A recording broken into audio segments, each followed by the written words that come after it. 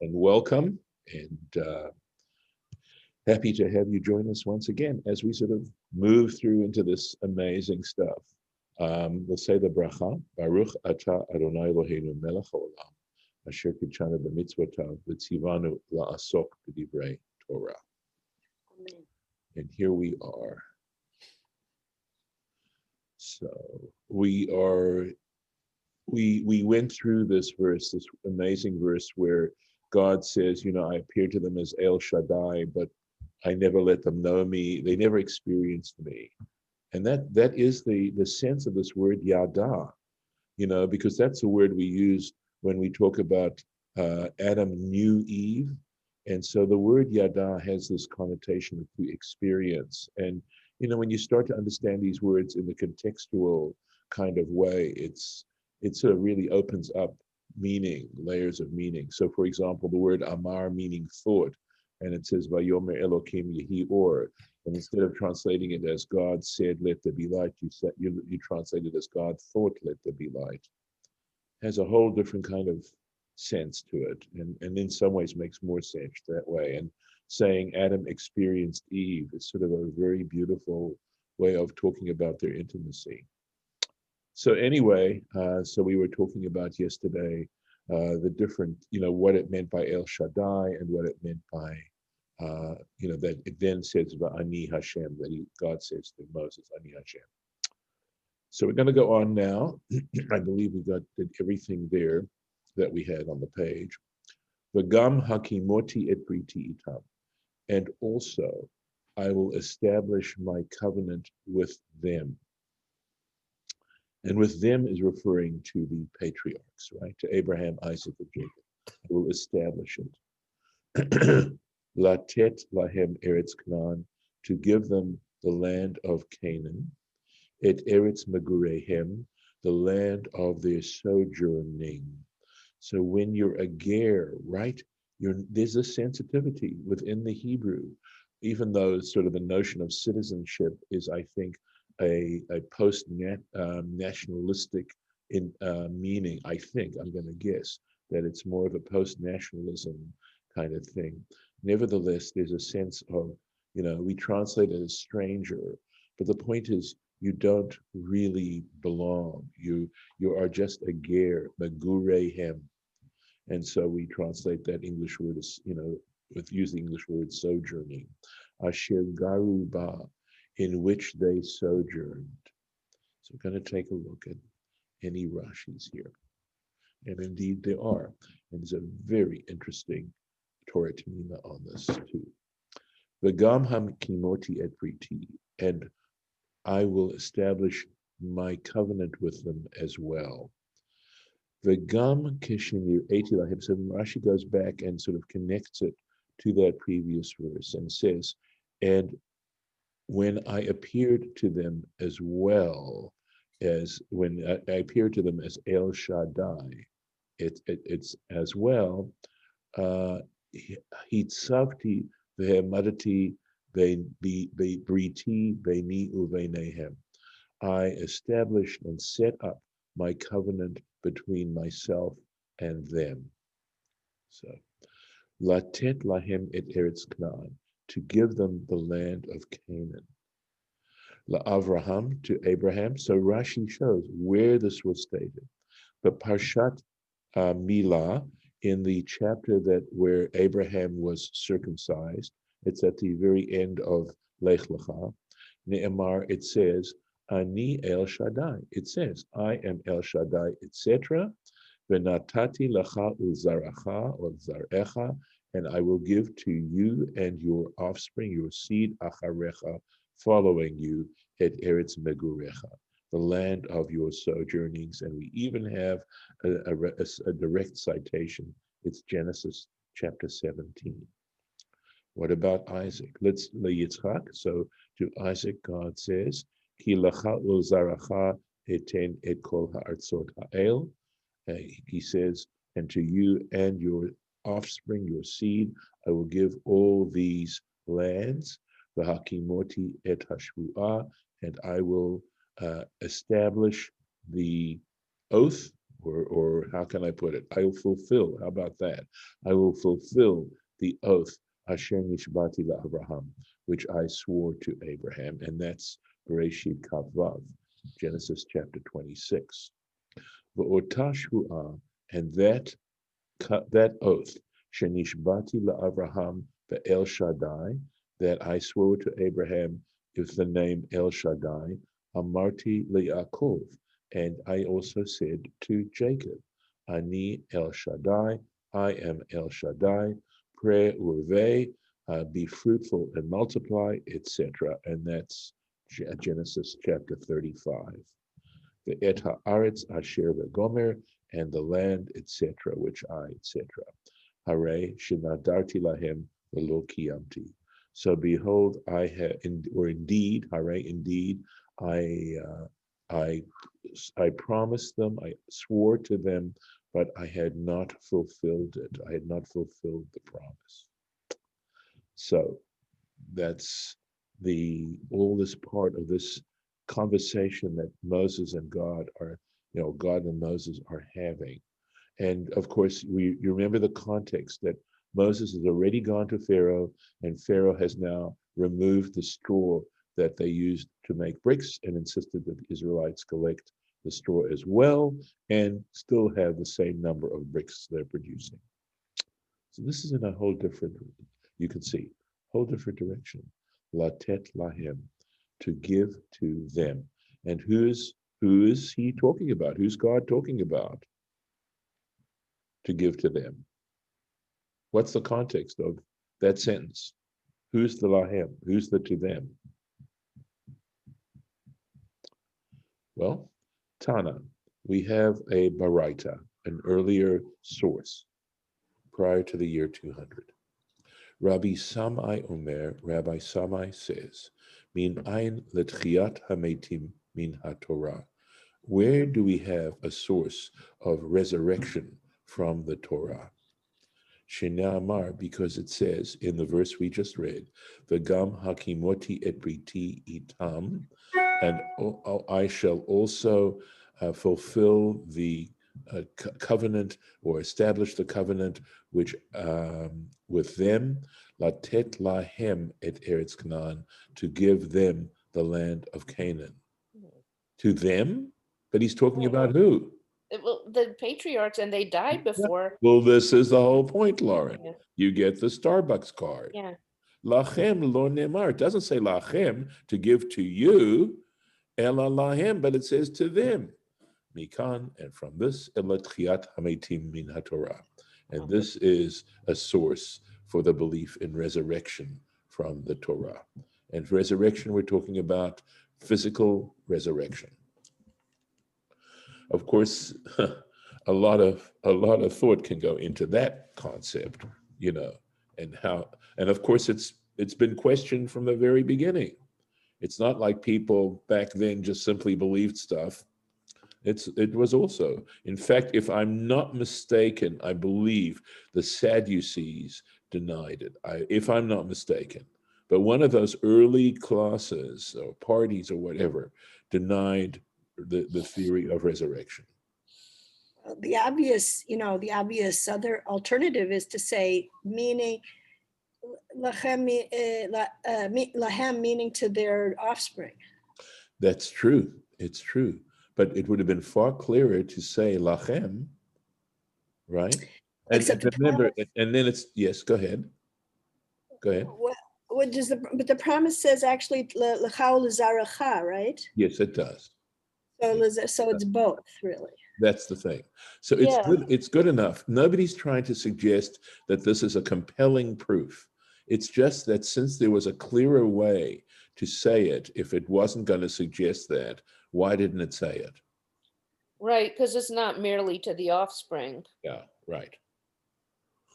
Well, and there is this kind of logical problem, like the promise was addressed to the Avot, to the forefathers. Mm-hmm. They died. Mm-hmm. The promise was it referred to the offspring, it referred to the future generations, but it wasn't addressed to them. No. And I wonder how many generations have gone by now since Yaakov. So And we actually know that it's not that many generations, okay? As a matter of fact, okay, so Amram is Yaakov's grandson. And he married, not Yaakov, forgive me. Yeah, Amram. Amram, Moses' father, right, married Yocheved. Yocheved is a Bat Levi. She was, so sorry.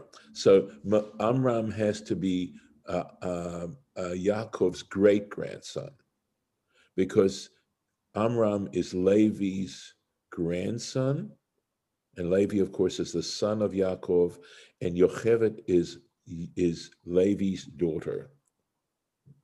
So he must have Amram married his aunt. He married his aunt.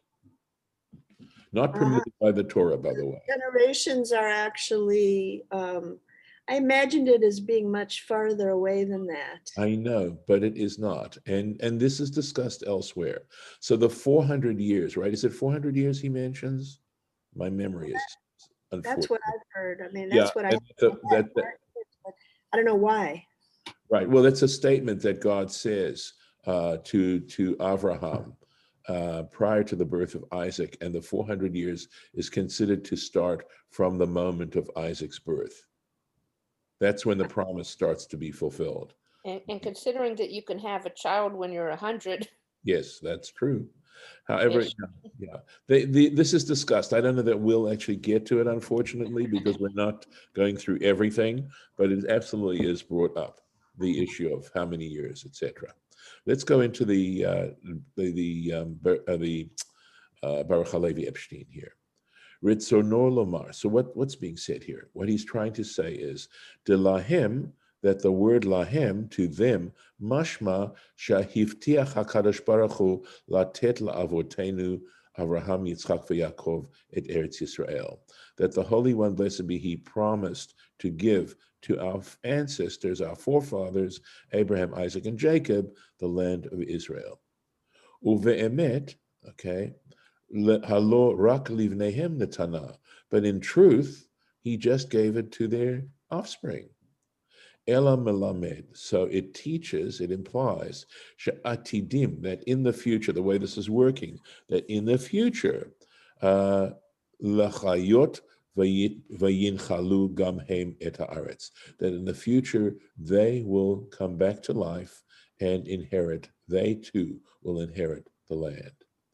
V'harbe drashot ka'ela ba'u b'gamara, and there are many similar kinds of drashas like this one in the Gemara, in the Talmud. Beremez le'inyan seh. It's considered a remez. It's an allusion, a hint. It's not a strong connection, but logical connection. It's suggested.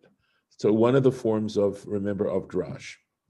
Ve'ien od, and check more, you can see more, lefanenu, ahead of us, sof perek korach, quite a bit ahead of us, at the end of Parsha of Korach, bepasuk unetatem mimenu vegomer la'aharon hakohen, that you shall give from it to Aaron the priest, and Aaron at the time is not around. So he doesn't have a lot to say about this, but just, it's an interesting, if you haven't ever sort of come across these kinds of drashas, it's good. It's good for you to know these. They're there. Let's go to the next verse. There's some really good stuff here. V'gam ani shamati et na'akat b'nei Israel. Now he gets back to the whole, as we used to say back in seminary, Zitz in Laban, the actual sort of situation that we're talking about of Moses complaining to God, right? And I too have heard the groans of the children of Israel, Asher Mitzrayim Mavidim Otav, in that the Egyptians are bearing down on them with hard labor. They're forcing them to labor. The eskor et briti, and I will remember my covenant. So this sort of, it's so interesting that, as we look at this verse carefully, there's two different subjects sort of being put together here. There is the fact that God is aware of the sufferings of the Israelites, but there's also a connection to, I will remember my covenant. That that this sentence sort of is such a beautiful, captures divine compassion here, that God really cares about what goes on in the world and the sufferings of people. And here, of course, he's talking about how he's going to fulfill this amazing covenant. And in some ways, it's connected to the groaning and the troubles of the Jewish people. It just occurs to me that, and it took me a long time to realize this, but the reason you cannot disconnect the establishment of the state of Israel, that is the permission given by the United Nations with 1947, you cannot disconnect it from the Holocaust. Had the Holocaust not happened, there is every chance the state of Israel would never have come into being, that the United Nations never would have approved it. I like to say, forgive my sarcasm, that for 20 minutes, the nations of the world were concerned about what happened to the Jewish people in the Holocaust. Not all of them. Yeah, not even all of them. You're right about that. You're right about that. But look, a lot of water's passed over that dam since then, or gone under that bridge, and a lot of stuff to think about. So let's go on. V'gam ani, and I too, Kamo shehitzavti vehemadati habrit, and just as I set up, and this emadati, they're both basically synonyms, okay? But we say, like after the Shema, we say, like we say emet v'yatziv, so vehitzavti is that, that it's firm. I set up firmly the covenant. Yesh alai lekayem lefanecha. It's my obligation to, to fulfill it. Lefichach, sorry, I said lefanecha. Correct the word. Lefichach. Consequently, shamati et nakat bnei Yisrael hanoakim, that I have heard the groans of the children of Israel who are groaning. So he sort of flips it a little bit from the way I interpreted that verse. So, and in a way, I think I'm hearing here that just as they're groaning and experiencing that reality, I have to bring into reality this promise that I made. Asher Mitzrayim mavidim otam ve'eskor, in that Egypt has forced them into service. I think that's a nice way to translate it. Ve'eskor, and I will remember, oto habrit, that specific covenant. Ki bivrit bein habetarim, because in the covenant between the pieces, and I believe we read this, I think for some reason it seems to me, but maybe we didn't. This is back in Lech Lecha, and Abraham has this deep and dark vision, and this is where God tells him he is going to enslave his offspring and bring them out with in a great kind of way. And in this episode of Brit Bein Habetarim, Amarti Lo, I said to him, V'gam et hagoy asher ya'avodu dan anochi, and the nation which makes them serve, or that they serve, I am going to judge. Okay. I was just thinking about that, the Rashi right before this one, where he says, Lefichach, Yes. alai lekayem, No. Lefichach shamati. Yes. In other words, it's almost like it's reminding me of when a parent is, like when you hear your own child cry, Good. you hear it. You hear it even if it's in another room, or even if it's very quiet, you hear it.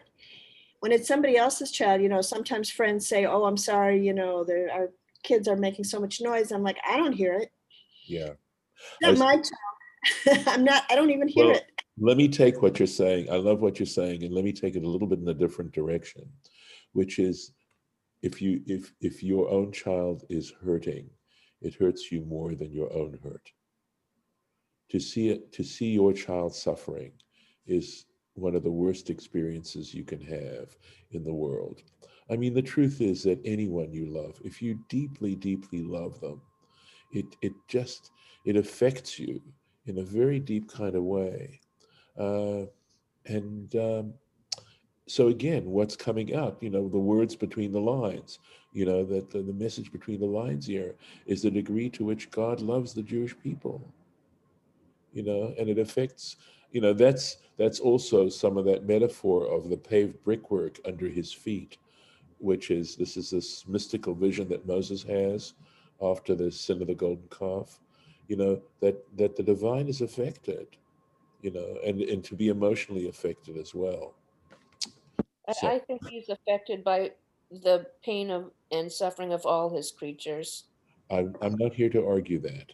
I think, Lauren, I think you have actually sort of said that you have to be sure to, it's like the statement, well, all lives matter. And I think you explained this so beautifully, in saying that in the context of what the phrase Black Lives Matter is trying to convey, the statement all lives matter misses the point entirely. Gotcha. Good answer. Thank you. Well, you see, you speak to me, I listen, and then I get you into trouble. Okay. Lachain. For this reason, Emor livnei Israel, say to the children of Israel, Ani Hashem, I am Adonai. V'hotzeti etchem, and I shall take you out, mitachat sivlot Mitzrayim, from under the burdens of the Egyptians, of Egypt. And it's interesting, by the way, the modern Hebrew word for porter is, unless they've changed it, of course, my modern Hebrew may not be so modern anymore, is saval. And lisbol, means to sort of tolerate, to put up with, but it means to carry, to porter, or to port. Vehitzalt, so we've got this verb, right? Hotzeti. Next verb, vehitzalti etchem me'avodotom, and I will rescue you from their service. V'ga'alti etchem, and I will redeem you, bizroa netuya, with an outstretched arm. So to me, saying outstretched arm has to do with the degree to which God is going to redeem them. Stretching out your arm to bring to safety, right? Even the most far driven, uvishvatim gdolim, and with great judgments. There's another word here, velakachti etchem li la'am, and I shall take you for me as a nation. V'hayiti lachem lelohim, and I will be your God. V'yidatem, and you shall know, you shall experience, right? Ki ani Adonai Elohechem, that I am the Lord your God, hamotzi etchem mitachat sivlot Mitzrayim, who brings you out from under the burdens of Egypt. I mean, I think these are powerful, powerful words. And I want to say that when it says, V'yedatem ki ani Hashem Elokechem, that is like a seal that God is putting on his words. And you find this sort of phrase, I don't know if this is the very first time it's used, but in a sense it's saying, I mean, the way I try to understand this almost literally is that when you experience this, there'll be no doubt in your mind that I exist. So the doubting on the part of humans that that God exists, that there is a transcendent existence, is something that is so old. It's as old as human beings themselves. They've always doubted. We may have different names for it. We may now have the term agnostic and atheist and stuff like that, which are, say, relatively modern. But the behavior isn't modern. It's old. It's out there, and it's sort of so. The suggestion that they're not going to struggle about believing it anymore. By the way, if Rabbi Ephraim Zimin, who is from traditional congregation in St. Louis, I think he used to collect cartoons, and that had some sort of religious, and he had one that I've had for many years, and I'm so sorry because I've lost it, but it was two hand puppets speaking to each other, and the one hand puppet is saying to the other hand puppet, there are times I just don't believe there's a hand. That's a good one. It was wonderful. I'm so sorry I lost it. I cannot. Well, I bet you can find it. If you Google that would love to. caption, you might find it. But I was just going to say, is it really a promise that you will believe in me, or is it more a promise that, because I don't know, but sometimes I think that the danger for people in the past was not that they would lose their belief in God, but that they would lose their belief that God cares about them, or Mhm, mhm. is on their side, or is actually compassionate towards them. Right. It could be, or to the opposite extent, that they had a Gott mit uns kind of attitude about things. My Yiddish is weak. Oh, it was something they used to put on the belts of the German soldiers. God is with us. God is with us. God is with Boy, the emphasis on us. Okay. At any rate, look, so I love the way via datem, and that's the verb that's used, and understanding that the word da'at has to do with experience. So it's another thing, to believe in God intellectually, but to experience God, which is has more of a mystical meaning to it. And in fact, in some of the language of Jewish mysticism, they talk about tasting God, about really, which again, when you think about it, our sensation of taste is a very intimate level of knowledge and experience for us. So it's, yeah, go ahead. I was to say there are 3 Rashis on verse 6, and Yeah. it's 10 o'clock. Right. So we'll have to, Right. I'd love to think that I had purposely done this to make sure you tune in tomorrow. And also because those verses connected, in terms of the point you were making, but Yes, Rashi might make some different points of course. tomorrow. Of course.